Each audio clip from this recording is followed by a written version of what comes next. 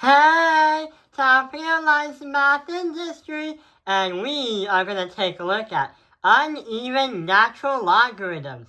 So in the last video, we've been learning about all the different logarithms, but we've also been learning that sometimes logarithms can be very, very friendly, like the log of 6 to the power of 36 base 36 is equal to. Okay, but what happens if we say log 637? Huh? We had no idea how that's going to work. But what happens if we try to apply a natural log into the equation? So right over here is a letter E. And yeah, the E represents that it's a natural logarithm. Remember, logarithms that are natural usually and typically use the ln or the e instead of the character log. So here's what happens. Somehow we have to solve what x is, but we have no clue how we can do that mentally. So what happens if we transform the x minus 2 to something else? If we can simplify, we can try to move that x minus 2 over here to x minus 2. Then we have an e equals 12. But remember how the e represents the ln of e, and that's going to equal the ln of 12. But here is another thing. There is a special rule that the ln of e is going to help us with. Well, when we do the ln of e, it's going to bring us to the number 1, which is easy and also very helpful. So x minus 2, multiply that by 1 equals 12. But wait, the ln of 12? This time we actually have to use a calculator for this, because you can't exactly calculate the ln of 12. So hit clear. So the ln of 12 is 2.484. So I'm going to write x minus 2, because that's on the left side. We can get rid of the 1 because multiplying by 1 is just itself and pretty much almost does nothing. It's going to equal 2.484. The last step is a simple algebra step. We have an x minus 2 equals 2.484. What we can do to get the x alone is add that by 2 and add this by 2. So our final answer of x is going to be 2.48. No, not 2.484. It's 4.484. When you put that into the equation up here, it will make the equation true. Let's try another problem and see what happens. Ooh, another problem. So in this kind of problem, we can say that we can use algebra and logarithms to help us solve what x is. But yeah, it's going to take us a lot more steps to try to solve it out, and x marks the spot. The first thing we gotta do is we have to subtract by 2 and subtract this side by 2. So that it becomes 8e 2x equals 14. Then we divide by 8 and divide by 8.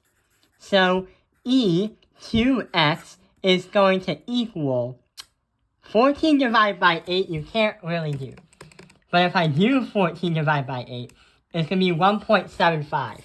So I'm going to keep that as 1.75. Fractions, I don't think is a good idea. Move the 2x to the other side of the equation, right over here. So we're going to save the 2x, but we have an e and a 1.75, and they equal each other. What do? Yeah, we have to ln the e, but also ln the 1.75. The ln's are natural logarithms.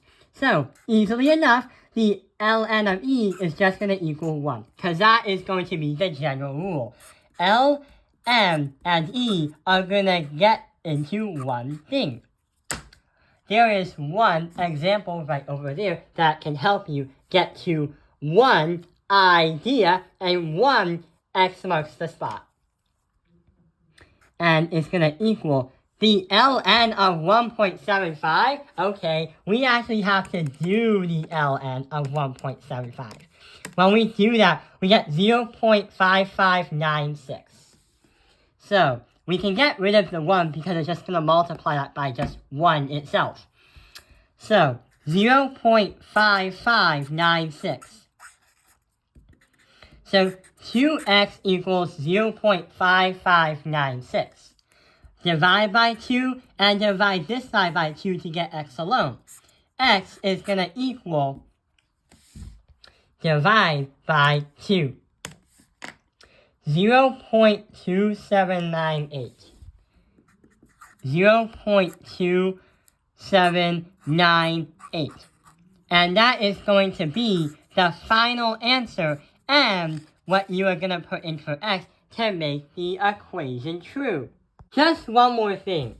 If your teacher is talking about the calculations on the calculator, one of my friends asked, well, when you are done doing a calculation, do you keep the number and then do the math to it? Or do I do the calculation along with it, but then I do the math with all these crazy numbers? Well, if I were to do the log of 81, and then it's going to get me this. But when I add that by 8 times 3, I'm going to get this number.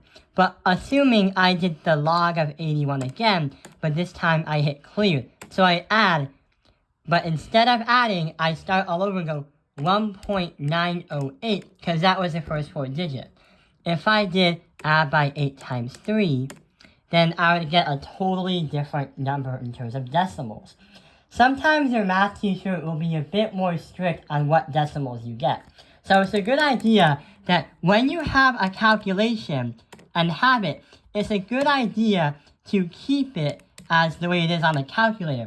If you make a mistake, you have to start all over. So yeah, trying to keep things on the calculator is an actual good idea. So everyone has a better chance of getting similar answers, and also the correct ones. I hope this video has helped you understand uneven natural logarithms. Thank you for watching Top Analyzed Math Industry. Like and subscribe.